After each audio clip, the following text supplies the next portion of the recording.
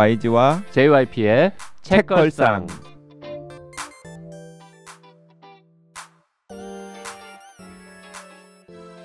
책에 관한 걸쭉하고 상큼한 이야기. YG와 JYP의 책걸상이 찾아왔습니다. YG 강량구입니다. JYP 박재영입니다. 지난 시간에 이어서 오늘도 유혹하는 YG 또 다른 책으로 해볼 텐데요. 써니 나와 있습니다. 어서 오세요. 안녕하세요, 써니입니다. 네. 지난 시간에 우리가 워크숍 얘기하느라고 댓글을 하나도 못 읽었더라고요. 좀 읽어볼까요? 많이 쌓여 있는데 햇살고연님, 정진영 작가님 출연편 들으시고 댓글 주셨습니다. 저는 재밌는 책은 끝나는 게 아까워서 아껴서 읽습니다. 지난번 정치인 때 아껴 읽었다고 했더니 정진영 작가님이 싫어하시더라고요. 단숨에 읽는 거 좋아한다고. 그런데 이번에 제가 정진영 작가님 책을 반나절 만에 다 읽었습니다. 제가 책 읽는 속도가 느린 편인데 깜짝 놀랐고요. 정진영 작가님께 원하는 이야기를 들려드릴 수 있어서 너무 기뻤습니다. 지인들에게 추천하고 다닙니다. 네, 그 자전거 이야기. 와더 원더풀 월드. 네. 자, 은노님 댓글도 좀 볼까요? 네, 은노님도 같은 책 읽으시고 오랜만에 재미있는 독서였습니다. 자전거는 못하지만 자전거를 타고 가고 있는 듯한 힘듦과 뿌듯함이 있네요. 자전거는 안 배워도 되겠습니다. 로또 1등 되면 제가 책걸상 2년 제작비 쏘겠습니다. 그때까지 책걸상 시즌 이어가 주세요. 네. 은노님은 진짜로 1등이 될 수도 있다고 생각하고 계산해 본 거야. 3년치는 그래도 좀 너무 많지 않아? 로또 요즘 1등 당첨금 얼마 안 되던데. 그러니까 1등 당첨금으로 할 거 다 빼신 다음에 이 정도는 책걸상 제작비로 내가 쓸 수 있다. 1년 쏘겠다고 하려니까 조금 너무 없어 보이는 거지. 1등인데. 그래서 2년에서 지금 타협 보신 거군요. 네. 네. 9D95님 조나산 하트의 불안 세대 편에 대한 댓글인 것 같습니다. 군대 간 아들을 둔 엄마로서 유아를 키우는 직장 후배들에게 기회가 되면 말하는 것이 있습니다. 아이들에게 되도록이면 핸드폰을 늦게 보여주라고요. 그리고 핸드폰 처음 사줄 때는 규칙부터 협상하라고요. 또 아이에게 책 많이 읽어주라고도 합니다. 다 제가 시행착오를 겪으면서 노력했던 것들이라서요. 서너 살 정도 되는 아이 손을 잡고 걷거나 지하철에서 나란히 앉아갈 때 엄마가 아이 눈을 마주보고 대화하는 모습이 많아지면 좋겠습니다. 핸드폰 보는 대신에요. 네. 옳으신 말씀입니다. 네, 근데 쉽지가 않아요. 이게 아이들이랑 대화를 하다 보면 어른들은 이렇게 조용조용 계속 얘기할 수 있잖아요. 아이들은 어느 순간 흥분하면 소리도 지르고 컨트롤이 안 되거든요. 그래서 참 지금 써니도 어린아이 키우고 있는데 걔도 지금 핸드폰은 아니지만 태블릿 이런데 이미 노출됐잖아요. 이미 노출해서 이미 핸드폰에 노출이 돼 있어요. 왜냐하면 엄마, 아빠, 뭐 할머니, 할아버지 다 주변에 있는 어른들이 어쨌든 핸드폰으로 연락을 주고받아야 되니까. 어른들이 핸드폰 보는 모습을 많이 보면서 그쵸, 맞아요. 저건 뭐지? 나도 써야겠네 이런 생각을 그리고 하겠죠. 그 안에 자기 사진과 영상이 있다는 걸 압니다. 몇 개월이죠? 지금 이제 27개월 돼가죠. 걱정되시겠네요. 언제 핸드폰을 줘야 될지. 그리고 이제 육아를 하다 보면은 엄마 아빠가 되게 힘들잖아요. 그러니까 맞아. 그 유혹에 넘어갈 수밖에 없어요. 왜냐하면 태블릿으로 뭐 뽀로로나 요즘에 또 무슨 팡? 뭐죠? 뭐 티니핑 뭐 이런 거 그런 거 보여주면은 그냥 잠시 쉴 수 있어요. 잠시 쉴 수 있거든요. 그러니까 확실히 얌전히 있게 되는 거죠. 그러면. 그러니까 예를 들어서 뭐 그러니까 무슨 식당 이런 데서도 막 난장 부리는데 그냥 그거 앞에 딱 하나 해주면 그동안 엄마 아빠가 그냥 밥을 먹을 수 있으니까. 그쵸. 안 돌아다니고. 그리고님 댓글 써니가 좀 읽어줄래요? 네, 너무 재미있게 잘 읽었습니다. 몬트리올에 있는 문학산책이라는 북클럽이 있어요. 8월 중순에 꾸려졌고 2주에 한 번씩 만나 선정한 책을 읽고 이야기 나누는 모임입니다. 이번 주에는 제가 모조품을 추천했고 내일 만나 이야기 나눕니다. 모두들 어떻게 읽었을지 너무 궁금하고 기대됩니다. 다음 제 추천책 제 다음 왜? 부끄럽죠. 아니 왜 이거를 콕 집어가지고 그러니까 나는 읽으라고 하나? 그러니까 아유 내가 정말 써니면 되게 부끄럽고. YG가 골라온 댓글인데 왜? 네, 알겠습니다. 네, 다음 제 추천책은 K를 팝니다로 할까 생각하고 있습니다. 영어판만 나오면 참 좋겠어요. 제 외국인 친구들에게 선물해주고 싶어요. 네. 요거를 잘 읽어준 대가로 제가 다음 댓글 읽어드리겠습니다. 니은 귀찮아님. 스테이션 11과 홀리 연결점을 알 것 같습니다. 홀리 안 봤지만요. 코로나, 백신, 마스크 얘기하니까 팬데믹이잖아 싶은데요. 저도 코로나 시기에 스테이션 11 읽어서 이 책이 무슨 묵시록인가 생각하면서 와 이거 스테이션 11 대박 나겠다 했었거든요. 또 써니 볼 때마다 예뻐지신다고 제가 그랬어요. 제 눈은 100% 공정하고 자로 잰 듯 정확합니다. 그리고 토크 콘서트 때 문지혁 작가님 강의 녹음은 행복 감자님이 올려주셨어요. 전 나중에야 오픈 채팅방에 들어온 냉구님을 위해서 한 번 더 공유해드렸고요. 행복 감자님 덕분에 좋은 강의를 남길 수 있었어요. 감사합니다. 네. 이거 이제 강연하는 사람 동의도 안 받고 녹음해가지고 뭐 사람들 막 돌려보고 이러면 불법이에요. 뭐저 지난번에 계시던 제가 분들만 공유하고 어디 외부로 돌리면 안 됩니다. 네, 지난번에 제가 귀찮아님이 올려주셨던 거예요. 내가 그랬는데 귀찮아님이 행복감자님이 올려주셨고 자기는 다시 재공유한 것뿐이라고. 뭐 다들 너무 이렇게 잘 알고 계시기 때문에 그런 내용들은 그 오픈 채팅방 계시는 분들 사이에서만 아마 돌렸을 거예요. 그러게요. 저는 뭐 거의 매일 봐서 못 느끼는데 가끔 보는 귀찮아님이 볼 때는 써니가 볼 때마다 예뻐지고 있다. 100% 정확하다. 기분이 좋네요. 감사합니다. 그 K를 팝니다 댓글 한 번 더 읽어줄래요? 기분도 좋은데? 귀찮아님 댓글을 한 번 더 읽어드려야죠. 오늘 유혹하는 책은 이거 다 YG가 JYP한테 같이 읽자고 해도 안 읽을 게 뻔하니까 지금 네, 맞아요. 가져온 책이고. 제가 원래 좀 고민했어요. 메리와 메리 지난 시간에 한 거는 그래도 재밌다고 저한테 말이라도 해줬는데 요거는 말도 안 했죠. 말도 안 한 책입니다. 그 원래는 제가 최근에 재밌게 읽은 소설이 2개가 있는데 하나는 그 책걸상에 좋아하는 작가님이신 조혜진 작가님의 빛과 멜로디라고 하는 신간 장편 소설 읽었는데 너무 좋더라고요. 그 소설도 좋았고 그것도 거의 올해의 책 수준. 네. 그다음에 지난번에 한번 그 책걸상에 모셨던 소유미 작가님 그 소설집이 최근에 나왔거든요. 그래요? 밤이 영원할 것처럼. 밤이 영원할 것처럼. 너무 좋아요. 그건 단편집이죠. 단편집인데 밤이랑 기다림이라고 하는 2 키워드로 쓰셨어요. 근데 너무 좋고 아마 책걸상 특히 책걸상 들으시는 분들 중에 40대 50대 무슨 뜻이야 이거는? 읽으면 정말 그 진짜 좀 뭐랄까 인생의 초입이 아니라 인생의 정점을 지나오신 분들이 너무 공감할 만한. 아니 40대 50대가 무슨 인생의 정점을 지났어요. 40대 50대 사람들이 막 이렇게 끈적끈적하게 연애하고 이런 얘기입니다. 아니, 그런 이야기는 아니에요. 그런 이야기 아닌데 뭔가 그 좀 불안한 일상의 한 단면을 딱 포착해가지고 이야기로 딱 묘사를 하셨는데 한창 잘 나가다가 이렇게 몰락하는 그런 것도 있고 이야기예요? 그런 것도 있고 그다음에 약간 흔들리는 그런 것도 있고 근데 너무 좋아요. 그래서 이것도 저는 거의 약간 올해의 책 수준의. YG 요새 약간 흔들려요? 많이 흔들리고 있죠. 저 많이 흔들리는 게 아니라 폭삭 내려앉은.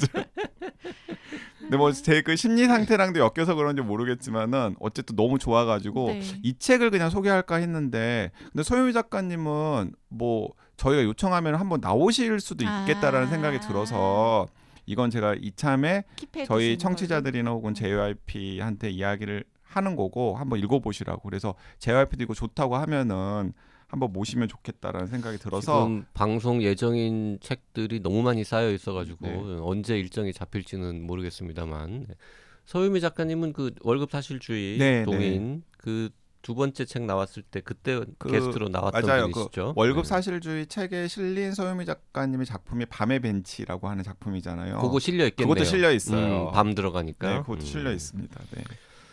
어쨌든 오늘 소개하겠다고 들고 온 책은 네. 중국 필패.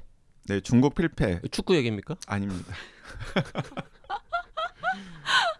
근데 중국 필패는 약간 그 두 가지 중의적인 의미죠. 한자를 보지 않으면 중국이 반드시 패권을 잡는다. 에이, 진다라는 뜻 아닐까? 그리고 중국이 반드시 진다. 네. 이 두 가지가 다 있는데 이제 원제는 그 중국의 부상과 몰락. 아, 그래요? 이게 이제 원제예요. 원제인데 이 야성황은 1960년에 베이징에서 태어나가지고 야성황이요? 옛날에 예. 한번 다루지 않았나요? 아니에요. 이 작가 거? 아니에요. 야성황임은 황이 성이에요? 황이 성이요. 그러면 보통 중국 사람 이름은 황야성으로 근데 표기하지 이제 않습니까? 본인의 정체성이 미국인 정체성인 거죠. 아, 이게 국적은 그쪽이에요? 예, 1960년에 베이징에서 태어나서 일찌감치 미국으로 건너간 것 같아요. 그래가지고 미국에서 지금 MIT 슬론 대학원 유명한 그 경영대학원 있잖아요. 경영대학원, 거기에서 지금 중국학 전문 교수로 활동하는 분이고 그럼 영어로 쓰인 책이겠네요. 영어로 쓰인 책을 이제 국내에서 번역을 해가지고 나온 책인데 너무 기가 막힌 책이에요. 일단 저 두께는 어떻게 됩니까? 두께는 본문만 500쪽 좀 넘어요. 본문만? 네, 540쪽?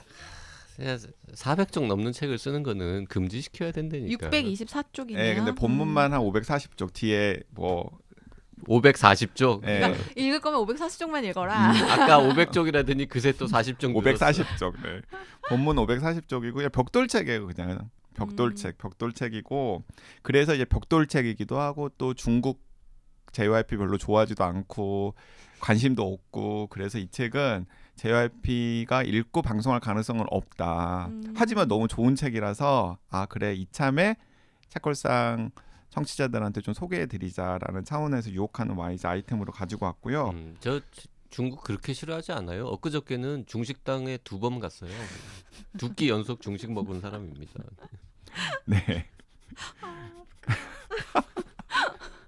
네, 이 중국 필패는 약간 여러 가지 각도로 읽을 수가 있는 책이에요. 네. 기본이 저자의 의도는 어떤 거냐면 중국은 왜 떴는가? 플러스 왜 중국은 몰락할 수밖에 없는가? 이것에 대한 자신의 주장을 네. 이제 그 자기 연구 성과 그리고 이제 역사적인 여러 가지 방법론을 통해서 네네. 이제 썰을 푸는 책이에요. 그래서 왜 중국이 이렇게 부상할 수 있었는지 그리고 2012년에 시진핑이 집권을 한 다음에 시진핑 이전의 개혁개방 중국이랑 시진핑 이후에 중국은 이 야성학은 되게 많이 바뀌고 있다라고 본인은 보고 있고 그래서 시진핑 이후에 중국은 과연 승승장구할 수 있을 것인지 근데 이제 본인은 그러지 못할 것 같다. 근데 왜 그러지 못할 것 같은지를 이야기를 하고 있어요. 그러니까 여기까지만 보면은 약간 이거 중국에 관심 있는 사람은 읽을 법하지만 중국에 관심이 없는 사람은 별로 읽을 필요가 없겠네라고 생각할 수가 있겠는데 여기서부터 이제 이 책의 반전이 있는데 이 책에 4가지 키워드가 있거든요. 네. 그러니까 4가지 키워드로 보거든. 하나는 시험. 시험? 네. 그리고 두 번째는 독재. 세 번째는 안정성, 스테빌리티. 그리고 4번째는 과학기술. 이 4가지 키워드로 우리가 이제 키워드만 듣고 그냥 상상을 해보면 시험이라는 거는 뭐 우리나라 대학 입시부터 시작해가지고 무슨 그 행정고시 뭐 이런 것처럼 해가지고 뭔가 하여튼 시험을 통해서 공정하게 나름 경쟁을 하는 뭐 이런 시스템이 중요하다라는 뜻일 것 같은데 전혀 그렇지 않아요. 아니에요. 그러니까 시험이 중국을 이 모양 이 꼴로 만들었다라는 게 야성왕의 독창적인 주장이에요. 그럼 모든 걸 다 시험으로 뽑다 보니까 이상해졌다 나라가? 정확하게 말하면 과거제도. 그러니까 과거제도. 그러니까 이제 이 야성왕의 이야기를 이제 제 식으로 조금 이제 비틀어 가지고 제가 설명을 하면은 이런 장면이 있어요. 이제 야성왕 책에서는 뒷부분에 나오는데 제가 그냥 앞으로 끌어가지고 그냥 여러분들한테 소개를 드리면은 1433년에 중국 명나라는 배들을 다 부수고 그 원정 항해를 다 금지시켰어요.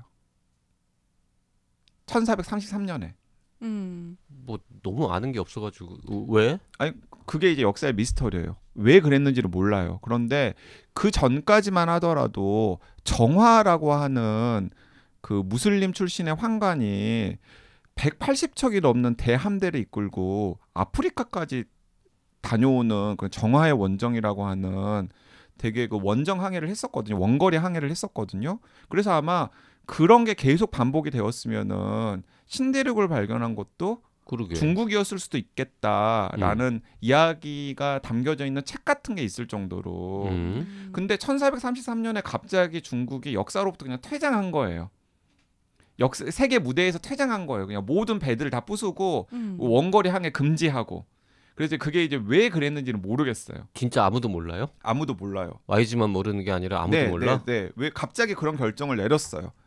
갑자기 그런 결정을 내렸고 그때 황제가 물을 싫어했나 보다. 근데 이제 그 이후에 어쨌든 한 70년쯤 후에 유럽 중심으로 대항해 시대가 시작이 되면서 세계 패권의 판도가 이제 완전히 이제 서양으로 넘어가는 계기가 되었잖아요. 뭐 식민지 이런 거 하고. 근데 이제 그 얘기를 이제 야성왕이 하면서 왜 그랬을까 그럼? 야성왕 나름의 이제 답변을 하는 거예요. 근데 여기서 이제 야성왕이 이제 시도를 해본 게 뭐냐면 많은 이제 중국을 연구한 학자들이 아니 중국의 화약도 중국에서 발명됐고 인쇄술도 중국에서 발명이 됐고 뭐 등등등 나침반도 중국에서 발명이 됐고 그리고 거기에다가 중국의 문해력 수준이 유럽보다 훨씬 높았어요. 그 당시에 글 아는 사람들이. 그리고 수리력도 중국이 훨씬 높았어요. 유럽 사람들에 비해서. 근데 왜 중국은 그 민도도 훨씬 높았고, 그러니까 글을 알거나 숫자를 셈할 수 있는 사람들의 숫자도 훨씬 더 많았고, 그다음에 이런 과학기술 수준의 성취도 많았고, 심지어 대항해 시대 거의 100년 전에 막 세계 여러 대항들을 막 자기 집 안방처럼 막 들락날락하는 그런 항해술 같은 것들도 가지고 있었던 중국이 왜 망했을까를 생각을 할 때 많은 중국을 연구하는 학자들이 그 1433년에 그 중국이 스스로 세계 무대에서 퇴장한 사건을 기점으로 네. 명나라 청나라가 쇄국 정책을 하면서 혁신의 잠재력을 잃게 되었고 그 사이에 이제 유럽은 식민지도 개척을 하고 뭐 과학혁명, 산업혁명을 하면서 이제 완전히 이제 대분기에서 이제 서양 쪽이 주도권을 잡게 되었다라는 게 이제 지금까지 일반적인 인식이나 일반적인 이야기였던 거예요. 근데 이제 야성왕은 과연 그럴까?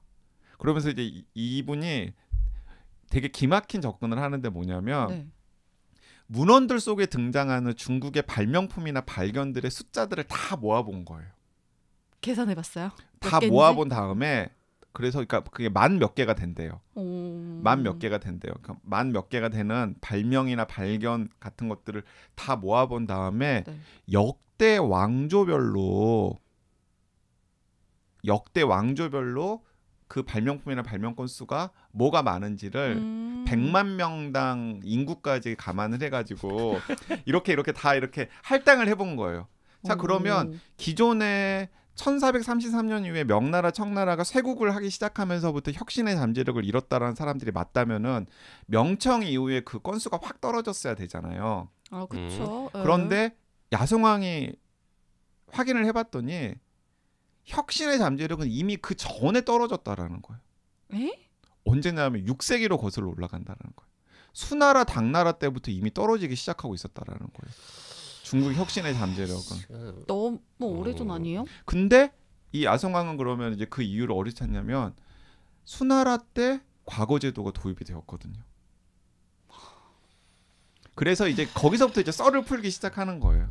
근데 별로 와닿지 않는데. 근데 이 과거제도라는 게 어찌됐든 조금 유형이 다를 수는 있지만 웬만한 문화권에서는 다 택한 제도 아닌가요? 아니에요.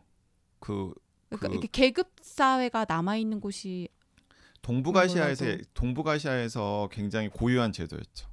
과거 제도가. 그러니까 그게 비슷한 유형들이 어쨌든 뭔가 테스트를 해서 공정하게 뽑는다라는 거잖아요. 과거 제도의 어쨌든 그 기본은. 근데 현재 전 세계적으로는 그런 방식을 채택을 하고 있는 그러니까 전체적인 건 아니어도 누군가를 뽑거나 할 때 그런 방식을 택한 것들이 야성왕이 있잖아요. 보기에는 국가가 주도해가지고 시험을 봐서 그 인재를 등용하는 건 중국이나 한국 같은 나라들이 거의 고유하다라는 거예요. 그래서 이 사람은 거기서부터 이제 가설을 시작을 한 거예요. 네. 근데 이제 이 사람의 얘기가 읽다 보면은 처음에 저도 아니 수나라 당나라 때까지 소급을 해가지고 과거제도를 가지고 썰을 풀기 시작한다고 했는데 상당히 그럴듯해요.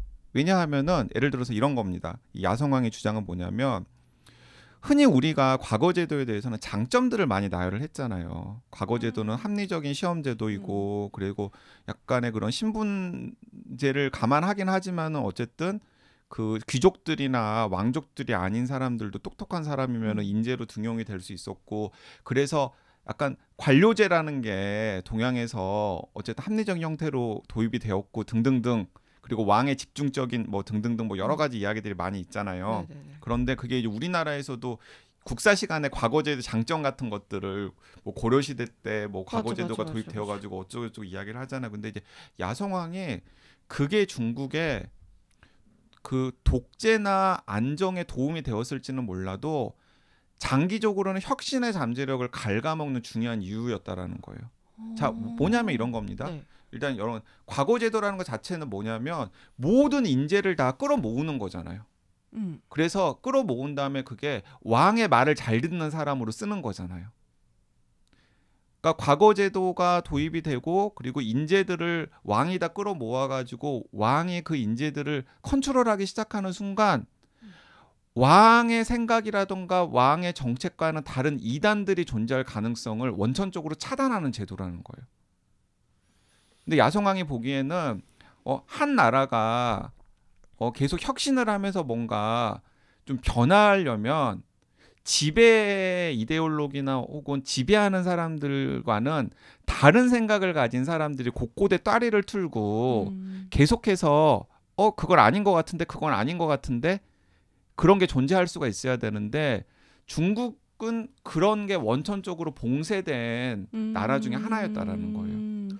뭔가 반박을 하고 싶은데 비슷한 시기에 6세기, 뭐 7세기, 10세기 이럴 때 다른 나라, 서양의 나라 여러 나라들은 어떻게 인재를 등용했는지에 대해서 너무 아는 게 없으니까 아는 게 없으니까 반박을 할 수가 없어. 맞아요. 그런데 어쨌든 체계적으로 국가 중심의 시험을 봐가지고 인재를 등용하는 했던 건 거의 이제 그 야성왕뿐만 아니라 다른 문헌을 봐도 이제 중국 특히 동아시아 쪽에 네네. 거의 독창적인 그런 거였었던 것 같아요. 그 다른 그러니까 봉건 시대가 존재했던 유럽의 여러 나라들은 그냥 귀족들 중에서 귀족들이 귀족 학교 다니고 거기서 똘똘한 애들이 서로 다 추천하고 맞아요 그런 식이었죠. 니네 아버지 뭐 하시노 해가지고는 이렇게 데려다 쓰고 뭐 계속 백작이고 뭐 이런 시스템이었죠. 그래서 서로 막 추천해주고 막 그리고 약간 거기는 국가 그 영향력으로부터 독립적인 대학 같은 것들도 있었고 그래서 대학 자체적으로 감옥도 있었고 재판도 막 거기서 하고 막 그랬었잖아요. 그리고 자치도시 같은 것들도 있었고 대학이라는 게 있었지. 그런데 여기는 대학 비슷한 거 있었지만 그마저도 다 우리나라 성균관이나 아니면 중국의 태학처럼 다 정부에서 운영을 하던 거였다는 거예요. 그래서 정부에서 공인한 고전만 읽히고 정부에서 공인한 책만 읽히고 그래서 당대의 가장 똑똑한 사람들이 결국에는 그 왕이나 권력에 조리될 수밖에 없는 구조가 있었기 때문에 예를 들어서 그 사람이 다른 사상이라던가 혹은 다른 것에 관심을 가지려고 하더라도 그렇게 할 수가 없는 구조가 있었다라는 거예요. 잠깐만, 그렇게 따지면 중국 필패는 한국 필패로도 읽힐 수 있는 거 아니에요? 맞아요. 한국 필패로도 이어질 수 있어요. 그래서 이제 그럼 야성왕은 그러면 사람들이 그러면은 이제 그런 식으로 이제 쭉 설명을 하는 거예요. 그 시험 과거제도부터 시작해 과거제도 유교 고전 그러니까 유교가 문제가 아니라 특정한 이데올로기에 입각한 고전들을 달달달 외워가지고 거기서 시험 문제를 내니까 다른 잠재력이 있는 수학에 엄청 능하거나 천문학에 엄청 능하거나 물리에 엄청 능할 수 있었던 잠재력이 있었던 사람들도 출세를 하려면 유교고전을 외워야 되잖아요. 아, 시험을 위한 예, 공부를 맞아요. 시험을 해야겠네. 위한 그리고 그런 사람들이 인재가 등용이 되니까 그러니까 그런 식으로 이제 세팅이 되다 보니까 시험 그리고 독재 그리고 안정성 그리고 이제 맨 마지막 이제 혁신 과학기술과 관련된 부분인데 이게 어느 식으로는 굉장히 계속 고수가 되는데 일단 한번 꽝 깨졌잖아요.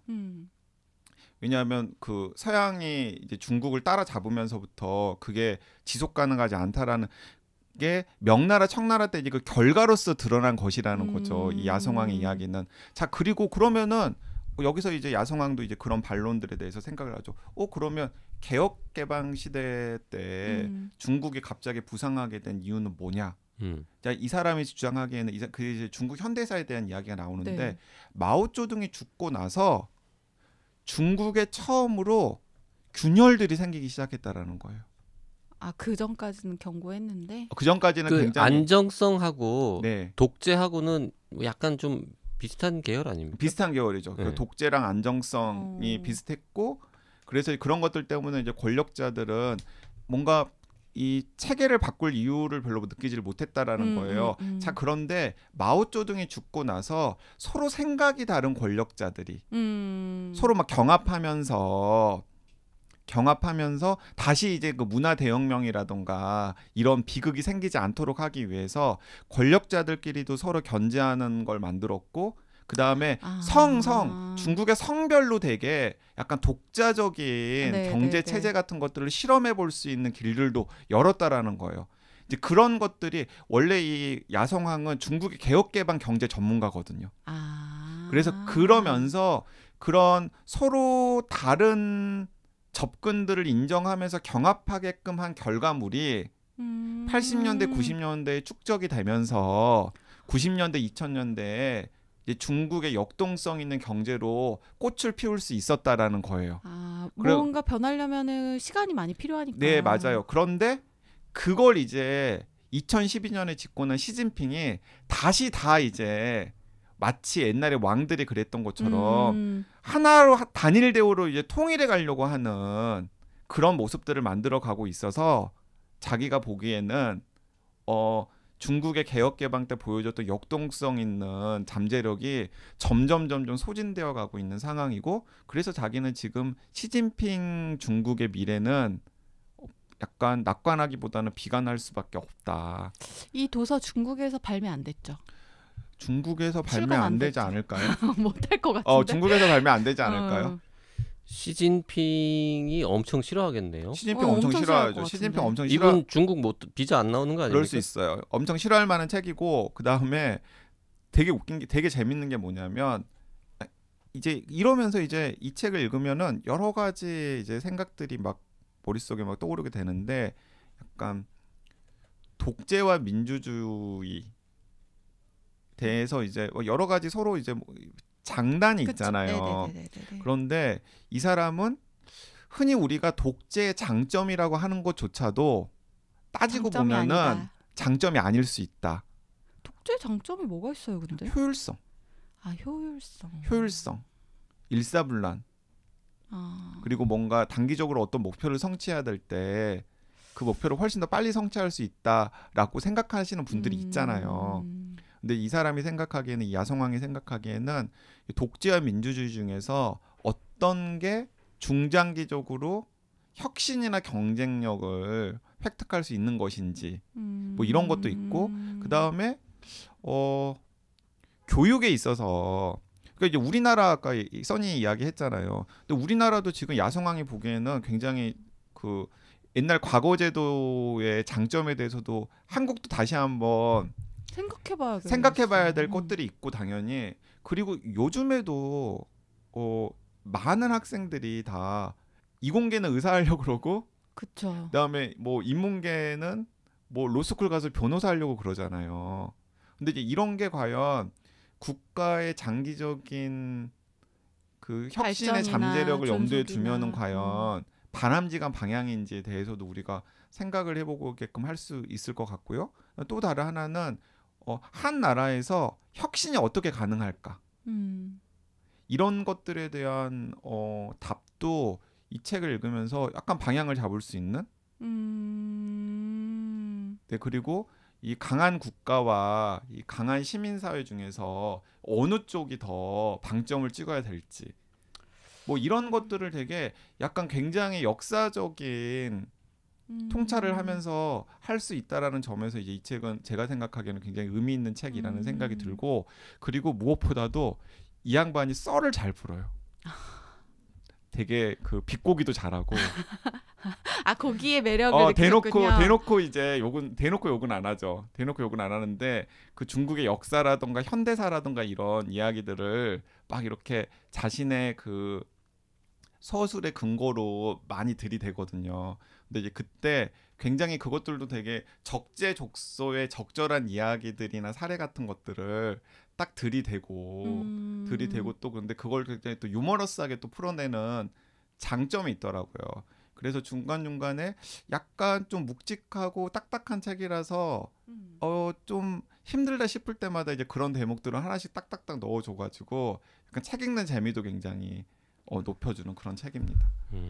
처음에 중국에 관심 있는 사람만 읽지 않을까라는 얘기를 하셨는데 얘기를 듣다 보니까 한국에서도 좀 읽어봐야겠는데 라는 생각이 드네요. 여러 가지 그 일단은 좀 약간 문제적 논점들 같은 걸 던지는 책이기도 하고요. 하나는 그다음에 주장 자체가 굉장히 참신한 주장이기도 해서 읽어보면은 아 이런 식의 각도로도 볼 수 있겠구나라고 생각할 수 있는 그런 책입니다. 책을 안 보고 뭐 얘기하기는 좀 민망합니다만 6세기로 거슬러 올라가는 망한 이유가 있는데 그게 1000 몇백 년 지난 다음에 갑자기 마오쩌둥 죽은 다음에 뭐 잠시 조금 달라졌다고 의문이야. 해가지고는 지금 여기까지 부상했다라고 하는 건 좀 비약 아닌가.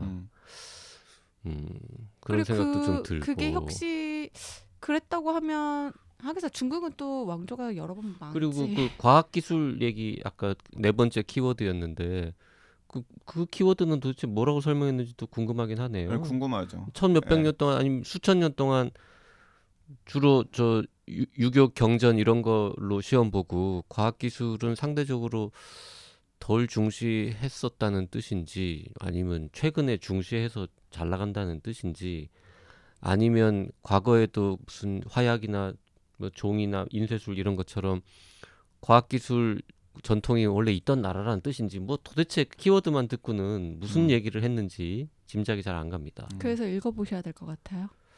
몇 쪽이라고요? 540쪽 본문만? 과학 부분만 읽어보시는 요거는 저 판형이나 뭐 글자 크기는 노말입니까? 노말. 네, 노말이라고 해두죠. 네. 그 지금 찾아보니까 이제 그 야성황이라는 분은 1960년생. 네. 벌써 베이징에서 태어나서 64세 되신 분이고 한자로는 그 아시아 할 때 아자하고 날생자를 쓰네요. 아시아 태생 아시아에서 태어난 이런 이름을 갖고 있는 분인데. 황아생이에요? 네, 황아생이라고. 부모님이 너는 아시아에서 태어난 아이다. 그러니까 미국으로 비록 왔지만 너는 아시아에서 태어났다는 뜻으로. 근데 보면은 되게 그 중국에 대한 이제 애정이 있어요.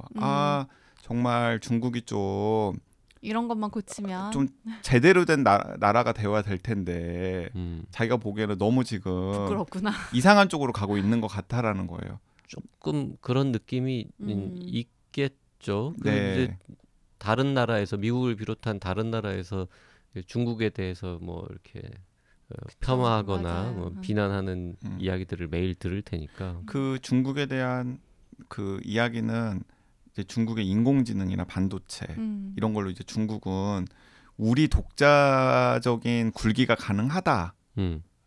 우리만의 생태계를 구축해가지고 이제 이런 식으로 나가고 있는 거잖아요. 중국에서 그렇게 하고 네. 있잖아요. 그런데 이 야성황 같은 경우는 이 책을 읽다 보면 그게 가능할지 안 된다, 택도 없다. 근데 이제 뭐 본인이 어쨌든 간에 노골적으로 뭐 그렇다 아니다를 이제 결론 내리지는 않지만은 책의 전반적인 논지상 사실은 힘들다라는 거고 그건 우리가 책걸상에서 소개하진 않았는데 이제 작년에 되게 화제가 되었던 책 중에 칩워라고 하는 책이 있거든요. 네. 부키에서 나온 그 세계 반도체 그 개발의 역사를 이제 다루는 굉장히 재미있는 책인데 사실은 그 책의 그 중요한 문제의식 중에 하나는 그 책의 저자의 중요한 문제의식 중에 하나는 왜 소련은 반도체 혁신에 실패했는가 예요. 왜 소련은 반도체 혁신에 실패했고 여전히 반도체 혁신의 중심은 미국을 중심으로 한 그 미국과 친한 나라들인가 이제 이게 이제 그 책의 이제 중요한 메시지 중에 하나인데 사실 야성왕이랑 그 책이랑도 좀 약간 세트로 좀 통하는 면이 있어요. 그러니까 그 책에서 러시아 같은 경우가 70년대 80년대에 그러니까 그 소련 중심의 반도체 생태계를 구축하려고 하다가 그게 결국에는 실패해가지고 혁신의 잠재력을 잃으면서 결국에는 이제 나라의 몰락에도 어떤 영향을 준 것이거든요.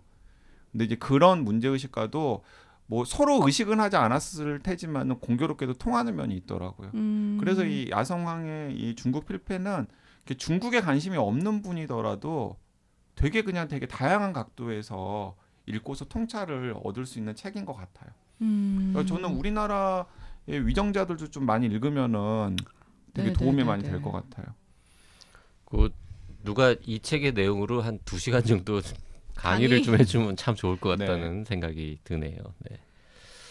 아, 읽어보고 싶기는 한데 읽을 책들이 너무 많이 쌓여 있어가지고. 그러니까 저는 그것부터가 그게 저는 너무 약간 신선했어요. 그러네요. 처음에 저도 과거제도부터 하면서 되게 약간 이거 뭔 귀신 신나라 까먹는 소리야라고 생각을 했었는데 근데 읽다 보면은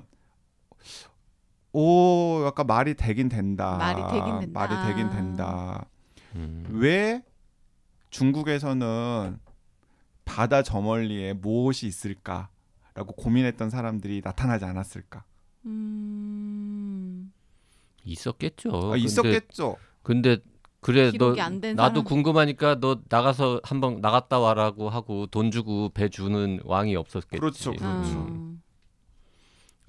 그때 뭔가 그런 얘기하면은 너 뭐 이 나라에 불만 있어 이러고는 오히려 잡아가고 뭐 역적이라고 그러고 그랬을 수도 있지. 역적이라고 했을 것 같아. 지금 여기 중국이 지금 세상에 지금 중심이고 여기가 다 지금 패러다이스인데 뭐 자꾸 딴 데 관심 왜 여기 불만 있어 너 지금 이러고 그랬을 수도 있겠네. 근데 이제 그것에 이제 그렇게 된 시스템이 만들어지는 이제 계기를 찾다 보면 자기가 보기에는 그게 이제 과거제도로 모든 게 다 이제 수렴되는. 그렇군요. 네. 그래서 저는 그걸 어떻게 풀어 나갔는지는 좀 궁금합니다. 네, 궁금하죠. 그래서 저는 이거 제가 이제 막 이렇게 너무 많은 그 방대한 내용들을 요령 있게 설명을 못했을 수 있는데 한번 좀 그 서문이랑 머리만이라도 한번 읽어보시면 이게 한번 읽어봐야겠다라고 하고 도전할 마음이 생기시지 않을까 하는 생각이 듭니다. 이번 시간에는 야성황 MIT 경영대학원 교수의 중국 필패를 소개해봤습니다. 네, 감사합니다.